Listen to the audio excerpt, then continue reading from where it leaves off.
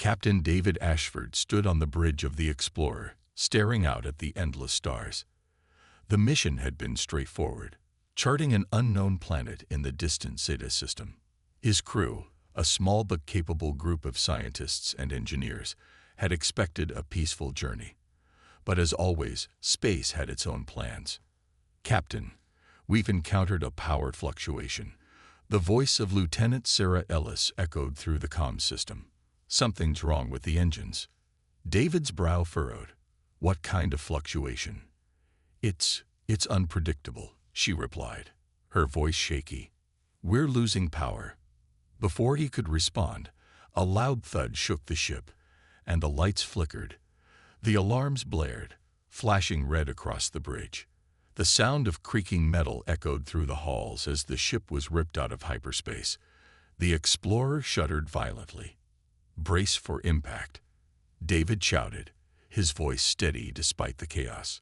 The ship plummeted toward the surface of the unknown planet, the control systems fighting back against the descent, but it was no use. The planet's atmosphere was too dense. They were going down. With a deafening crash, the Explorer smashed into the ground, throwing David and his crew across the bridge. Everything went black. When David regained consciousness, his head throbbed with pain. His body was bruised, but he was alive. He slowly opened his eyes, staring at the wreckage of the ship around him. The bridge was a mess of twisted metal and broken glass. He struggled to his feet, calling out to his crew. "Ellis? Jackson? Anyone?" There was no answer, only the distant hum of the jungle outside. David limped toward the exit, using a damaged panel to pry open the door. Outside, the air was thick and humid. The planet's surface was covered in dense, lush jungle, the trees towering far above him. The crew must have been ejected from the bridge upon impact. He had to find them. David stepped into the jungle, the cool, dark green of the trees surrounding him. He called again, his voice carrying through the thick underbrush. But there was no response. He forced his way through the dense foliage, his heart pounding in his chest. The planet felt alive in a way that made his skin crawl. Suddenly, a loud snap echoed behind him. David whipped around, his hand instinctively reaching for his sidearm. But the jungle was empty. Another snap, this time closer. David felt a chill run down his spine. Something was watching him. His pulse quickened as the tension grew. He wasn't alone on this planet, and whatever was out there had likely been watching the crash. His instincts screamed at him to retreat to the ship, but he needed to find his crew first. The jungle felt wrong, alive with movement and unseen eyes. A rustling sound came from the trees above. Before David could react, something moved swiftly through the branches. It was large, its silhouette barely visible in the thick foliage, but its eyes glowed like molten gold. The predator was near. David's breath caught in his throat. The jungle wasn't just alive, it was dangerous, and it had no intention of letting him leave. David's heart raced as he quickly surveyed the jungle around him. The feeling of being watched intensified, and the rustling from above grew louder. His fingers tightened around the handle of his sidearm, but he knew it wouldn't help against whatever was in the trees. The sound stopped. A thick silence settled over the jungle, making the hairs on the back of his neck stand up. He had no choice but to keep moving. Slowly, David turned and began walking through the dense underbrush, keeping his eyes scanning the shadows. Every step he took felt like a mistake, as if the very ground beneath him might betray him. The trees loomed high, their massive branches intertwining like the arms of monsters waiting to reach down and grab him. He tried to call out again, but the words caught in his throat. The jungle swallowed any sound, leaving him in a world of tense, unnatural quiet. His mind raced. Where were his crew members? How could they survive on this planet with whatever this was? Suddenly, the silence was shattered by a blood-curdling screech that echoed through the trees. David froze. It wasn't the cry of an animal. It was something far worse, something sentient. The screech came again, followed by a thud that shook the ground beneath him. David's pulse quickened. He needed to find his crew, but he had no idea where they were, and the jungle felt like it was closing in on him. A shadow moved in the trees to his left. It was quick, almost too fast for his eyes to follow. He snapped his head in that direction, but all he saw was the dark canopy and a few swaying branches. He wasn't alone. Whatever was hunting him was close, and it was moving fast. David's mind raced. He couldn't afford to panic. He needed to stay calm, keep moving, and find his crew. He took a deep breath, checking his sidearm again, just in case, but his instincts told him it wouldn't be enough. This wasn't a typical threat. This was something far worse. A sudden noise to his right made him spin around, but again, there was nothing there.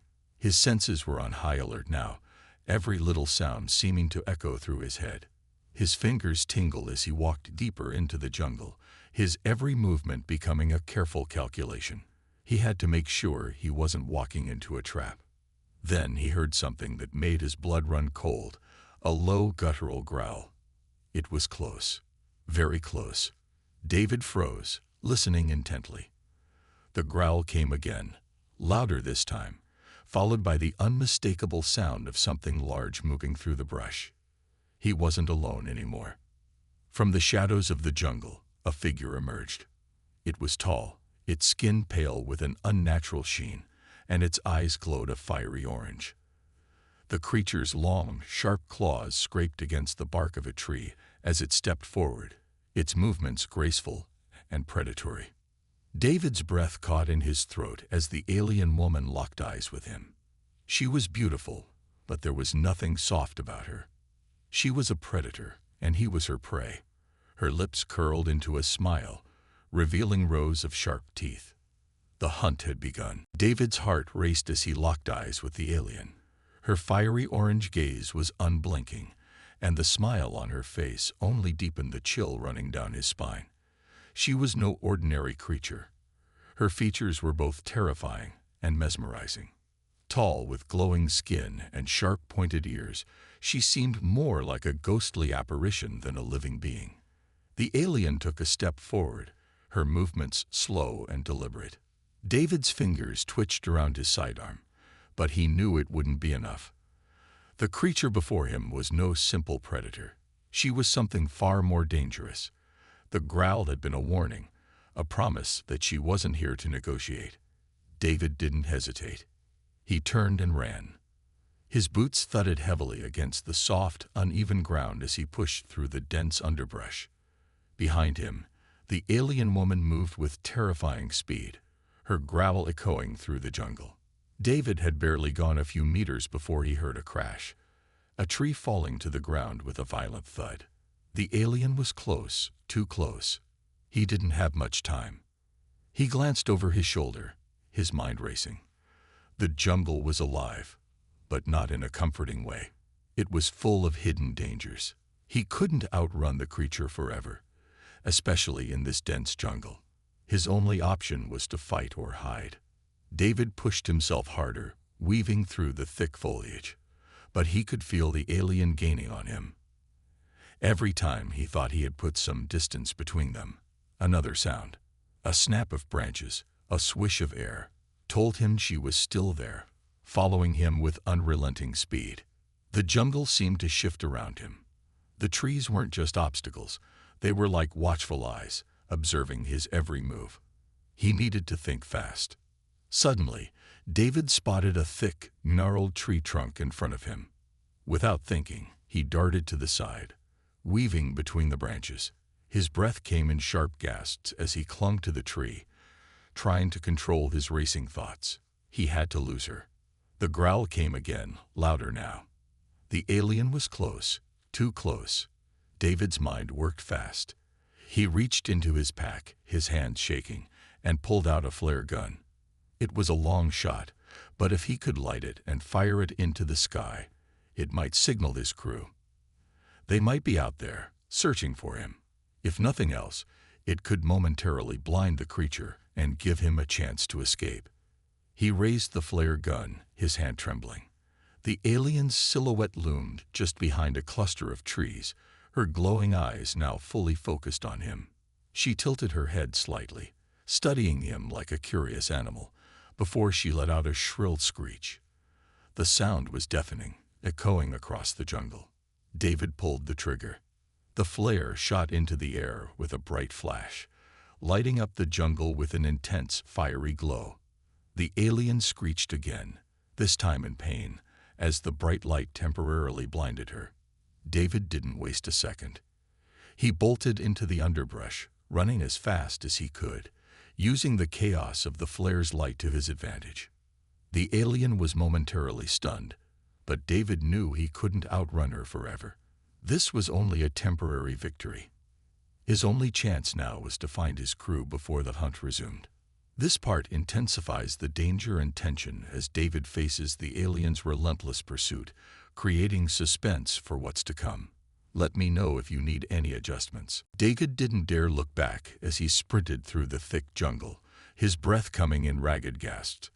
The flare had given him a few precious moments, but he knew the alien wouldn't be fooled for long. She was fast, too fast, and the jungle was her home. He was the outsider here. The trees seemed to close in around him, their massive roots rising like hidden traps, ready to trip him at any moment. His muscles burned from the exertion, but he pushed on, desperate to escape, desperate to find his crew. Every crack of a branch, every rustle of leaves made him flinch. He knew she was out there, somewhere, waiting. David ducked under a thick vine and slid through a patch of low bushes. He stumbled and fell hard to the ground, the air knocked from his lungs. For a moment, all he could do was lay there, gasping, his body aching from the fall. But there was no time to rest. He had to keep moving. Suddenly, a voice crackled through his communicator, muffled and distant. "Captain, David, do you read me?" It was Ellis. His heart skipped a beat. They were alive. There was still hope. "Ellis," he called out, his voice strained. "Where are you? We're in danger." The communicator buzzed, and a burst of static filled the air before Ellis's voice came through again. "We're about a mile to the north of your position.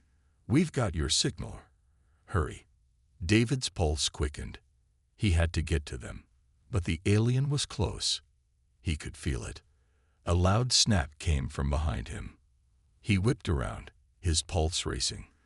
There, in the shadows between the trees, was the alien woman, her glowing eyes locked on him, her sharp teeth bared in a predatory grin. She was toying with him now. Without thinking, David bolted again, heading in the direction Ellis had indicated.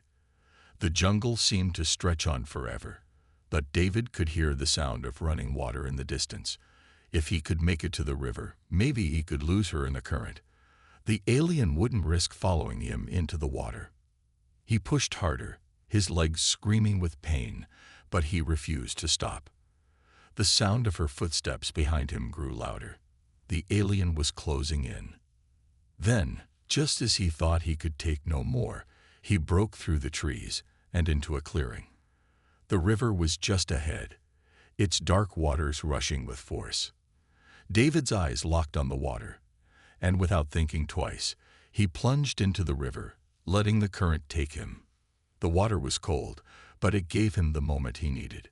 He fought against the current, struggling to keep his head above water as he swam. But he didn't hear her behind him. The alien had stopped, unwilling to risk crossing the river. For now, he was safe. David's hands trembled as he swam toward the opposite bank. The adrenaline in his system was wearing off, and exhaustion hit him like a wave. He had to find Ellis and the others. There was no time to waste. He could hear his heart pounding in his ears as he pulled himself out of the water and onto the muddy shore. But the jungle was quiet, too quiet. He couldn't shake the feeling that the alien was still out there, waiting for him to slip up. This was far from over. David's heart was still racing when he finally reached the edge of the clearing. His hands trembled, and his body felt like it was ready to collapse. The river had given him a brief moment of safety, but he knew he couldn't stay there for long. The alien was still out there, hunting him. As he stumbled through the thick underbrush toward the north, He couldn't help but think of his crew. Ellis, Rena, and the others. They were depending on him. They had to survive. David had made a promise to himself. He would do whatever it took to protect them. The jungle around him was silent now, as if holding its breath. The usual sounds of wildlife were gone, replaced by an unsettling stillness. David glanced over his shoulder, half expecting the alien to be there, creeping up behind him. But there was nothing. Just the dark shadows of trees swaying gently in the wind. He continued moving, his steps slow but steady. He couldn't afford to make any more mistakes. The trees began to thin out, and soon he saw the faint glow of his crew's campfire in the distance. A sigh of relief escaped his lips. He was almost there. But just as he thought he was safe, the air shifted. A cold, unsettling chill spread over him, and he froze. His instincts screamed at him to run, but his legs refused to move. He could hear it, slow, steady footsteps behind him. The alien was closing in. David turned, drawing his weapon. There, standing at the edge of the clearing, was the creature. Her eyes glowed bright in the darkness, her smile wide and terrifying. She was taunting him, waiting for him to make the first move. David swallowed hard, his grip tightening on the weapon. He had no choice now. He couldn't run. He had to fight. The alien's lips curled into a snarl as she stepped forward. With one swift motion, she raised a long, deadly blade made of sharp bone, her gaze never leaving David's. He could see the hunger in her eyes, the desire to end this hunt. David's mind raced. He wasn't a soldier. He was a scientist. He wasn't trained for hand-to-hand combat, but he had learned to survive. He had no time to hesitate. The alien charged at him, her movements fluid and fast. She was a blur of motion, and David barely had time to react. He fired. The shot missed by a fraction of an inch, and the alien was on him in an instant. She swiped her blade at his chest, narrowly missing. David staggered back, his heart pounding in his throat. He had to keep his distance, but she was too fast. Then, just as the alien lunged again, David remembered something. His team. His friends. They were counting on him. With a surge of adrenaline, David dove to the side, rolling behind a large rock. He quickly reached into his pack and pulled out the small flare gun he had kept hidden. The alien hesitated for a moment, confused by his sudden move. David didn't wait. He fired the flare into the sky. The bright red light shot up, filling the clearing with a blinding glow. The alien hissed in pain, covering her eyes as the light burned into her vision. David didn't waste a second. He charged forward, using his last burst of energy to knock her off balance. For a moment, everything seemed to slow down. David's hands were on the alien, his weapon raised high. But before he could strike, the creature let out a blood-curdling scream, her entire body convulsing as if in pain. David stepped back in confusion. And then he heard it. The roar of his team's ship coming into range. Ellis's voice echoed through the comms. "David, get down. We've got you." The ship's guns fired, the sound of laser blasts cutting through the air. The alien screeched one last time before falling to the ground, her body limp.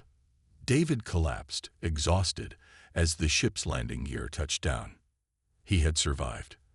But the real fight was only just beginning. David stood on shaky legs as the ship's hatch opened, and Ellis, Rena, and the rest of the crew rushed out. His chest was still heaving from the fight, his body covered in dirt and sweat, but he managed a tired smile. "You made it," he said, his voice hoarse.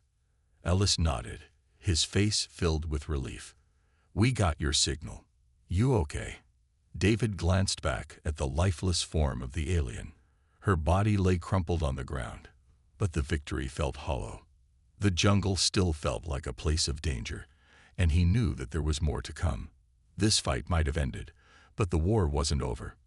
"We're not out of the woods yet," David said, his tone serious. "The alien, she wasn't alone. There's more of them.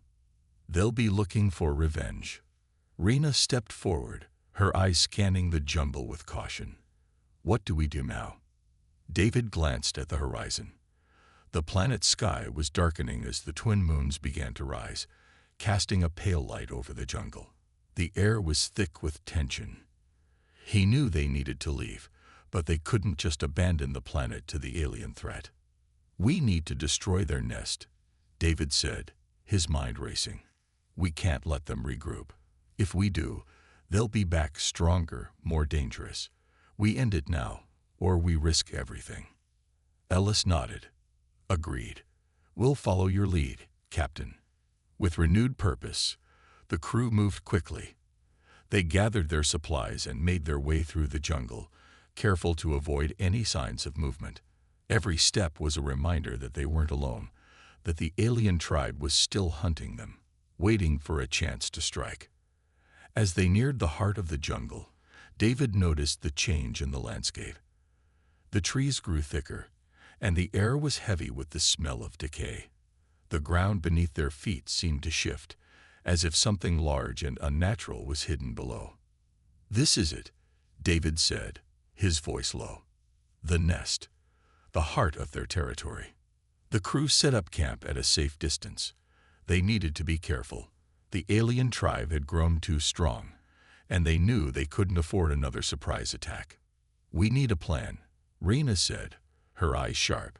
We don't know how many of them are down there. How do we get in? David thought for a moment. He remembered the caves they had discovered earlier during their exploration. They were dark, narrow, but there was a chance they could slip inside undetected. It wasn't much of a plan, but it was their best shot. We go in through the caves, David said, his voice determined. We'll move fast, hit them hard, and take out their leader. Without him, the tribe will fall apart. Ellis and Rena exchanged looks, but they didn't question him. They trusted him. David had led them through the worst of the jungle, and now they had to face the final challenge. The group set off, moving through the thick underbrush and toward the caves. The sound of their footsteps was muffled by the dense foliage, but every sound felt amplified, as if the jungle itself was watching them. As they approached the entrance, David felt a chill crawl up his spine. This was it, the last stand. They were about to face the full force of the alien tribe, and they would have to give everything to survive. Ready? David asked, his voice steady but filled with tension. The crew nodded, their weapons at the ready. The time for running was over. It was time to finish what they had started. The jungle was eerily silent as David and his team approached the cave entrance. The thick canopy above them barely allowed the moonlight to filter through, casting long shadows on the ground. Every step felt like it echoed, the weight of what they were about to do hanging heavily in the air. David glanced at his crew. Ellis was checking his weapon, his face set with determination. Rena adjusted the strap on her pack, her eyes scanning their surroundings. They were ready. They had to be. This is it, David said quietly. Once we go in, there's no turning back. We take out their leader, and we end it. Ellis nodded. We've got your back, Captain. David gave them a tight smile. It was all or nothing now. They moved into the cave, the darkness swallowing them whole. The air inside was thick, damp with the smell of decay. The walls were slick with moisture, and the ground beneath their feet was uneven. Their flashlights cut through the blackness, illuminating jagged rocks and strange formations that seemed to shift in the flickering light. David led the way, his senses on high alert. He had been in dangerous places before, but this felt different. The feeling of being hunted was still there, and it made every step feel heavier. As they ventured deeper, they began to hear it. Faint sounds echoing in the distance, the soft clicking of alien mandibles, the low growls of unseen creatures. They were getting close, very close. Stay quiet, David whispered. We don't know how many of them are down here. They moved silently, their footsteps muffled by the soft ground. The deeper they went, the more oppressive the atmosphere became. It felt as if the very walls of the cave were closing in on them. trapping them in this underground nightmare. Then, ahead of them, they saw it, a faint glow, a strange greenish light that seemed to pulse with an unnatural rhythm. They were near the heart of the alien nest. David motioned for the team to stop. He could feel the tension building, the adrenaline coursing through his veins. This was the moment they had been preparing for. They approached the light, their weapons ready. As they rounded a corner, they saw the source, a massive chamber filled with strange alien architecture. Tubes and wires crisscrossed the ceiling, and in the center stood the alien leader. His form was towering, an unsettling blend of insectoid and humanoid features. His eyes glowed with an eerie light, and his body was wrapped in metal armor, a crown of twisted bone atop his head. The leader turned slowly as they entered, his lips curling into a sinister smile. "You think you can stop me?" he hissed, his voice low and menacing. "I am beyond your comprehension. I am the future." David stepped forward, his grip tightening on his weapon. "Your reign ends here. You won't hurt anyone else." The alien's laughter echoed through the chamber. "You are nothing but insects. I will crush you like the rest." Without warning, the alien charged, his massive form moving with surprising speed. His claws lashed out, and David barely managed to dodge. The ground shook with each step the creature took, and the sound of its growls filled the air. Ellis fired first, the shot hitting the alien in the shoulder. It barely slowed him down. Rena followed, her shots hitting the creature's chest, but again, they didn't seem to have any effect. David knew they needed to get closer. He sprinted toward the alien, firing as he ran. The alien leader swung his clawed hand toward him, but David ducked, rolling beneath the strike. He could feel the heat from the alien's body, the power of its movement, but he didn't hesitate. With a surge of strength, he rose to his feet and aimed for the leader's head. The blast from his weapon hit the alien square in the forehead, and the creature staggered back, screeching in pain. But it wasn't enough. The alien leader roared, charging again with fury in his eyes. David saw his chance. He lunged forward, using his momentum to tackle the alien leader to the ground. The two rolled across the cave floor, struggling for control.